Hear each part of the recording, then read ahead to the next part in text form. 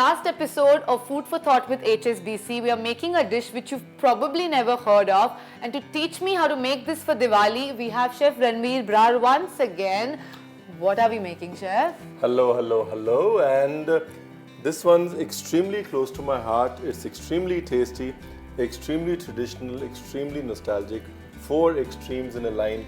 Imagine that. And I'm extremely excited about this one. So we're doing a Pineapple Malpua, something that's very famous in Lucknow, Faizabad, Deva, erstwhile Awadh, or it's very festive.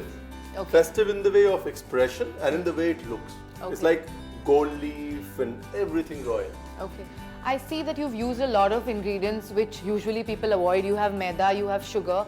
Why do you think it's okay to indulge in these things during Diwali? Well, I think that if nature would not have intended for us to consume a certain ingredient, it wouldn't have created it. Right. I think every ingredient has a purpose. You know, we've been eating wheat for millennia, drinking milk for millennia. So suddenly, if there's a problem, the problem lies in probably us and how we deal with that ingredient. It's like how you choose to drive, whether you choose to drive consistently and enjoy the scenery at 35, or you choose to drive at 90, stop, and then sort of wait and then choose to drive again. Currently, we're doing the 90 and stop thing. That's not how nature intended it to be. That's why moderation is the solution. Start and stop can never be the solution. On that beautiful analogy, what are you doing with these sliced pineapples?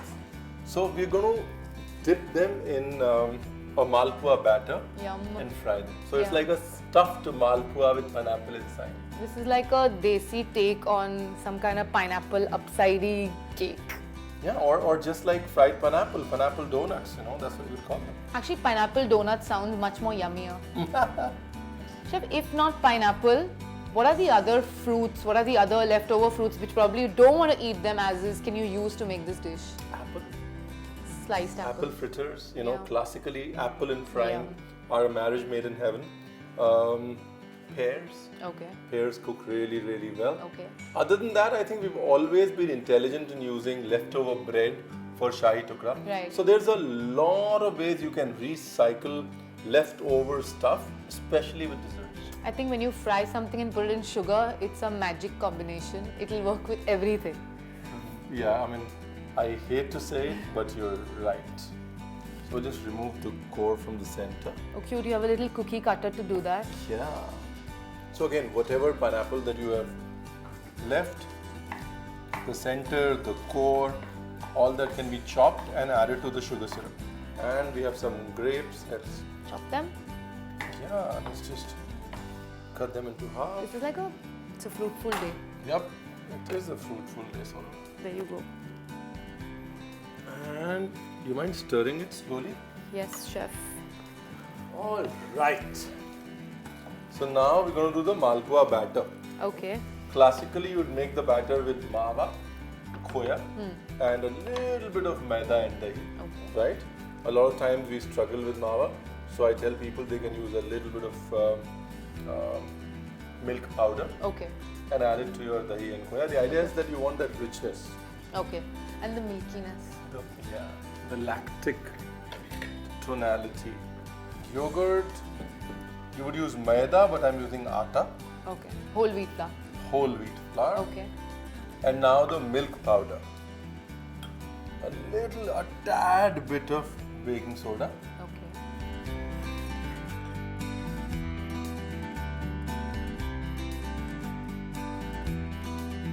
So you can call it a yogurt batter.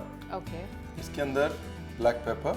Is this your take or this is a traditional No, recipe? traditionally a malpua will always have black pepper and soft. What fennel does is it gives you coolness and black pepper warms you up. Okay. So a malpua that way Combination of creates both. that balance. Okay.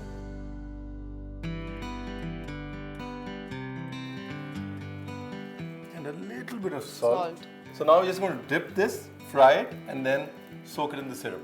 So another trick is to take the pineapple, dust it with a little bit of dry flour first. Okay. Now what that does is it allows the batter to stick. Okay. Just friction. Okay. Isn't that what you want though for the batter to stick? Yeah. Sometimes if the pineapple is very sweet, it's leaving a lot of water, Okay. the batter won't stick right. Okay. Here you go. Looks good.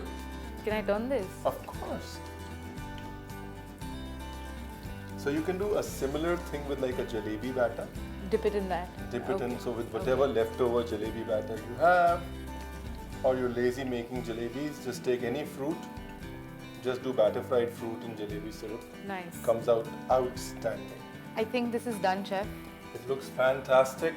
And it goes directly in your chashni.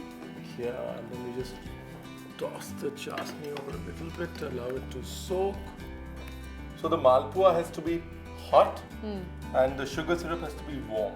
Right. Right? Okay. If both of them are hot, the texture will never come out. Okay. And then you leave it in warm sugar syrup for at least 2 to 3 minutes. Okay. If you have the liberty, then a half an hour. And while this rests for 2 to 3 minutes, do you want to wish our viewers a happy Diwali? Well, I'd like you to taste first. Okay.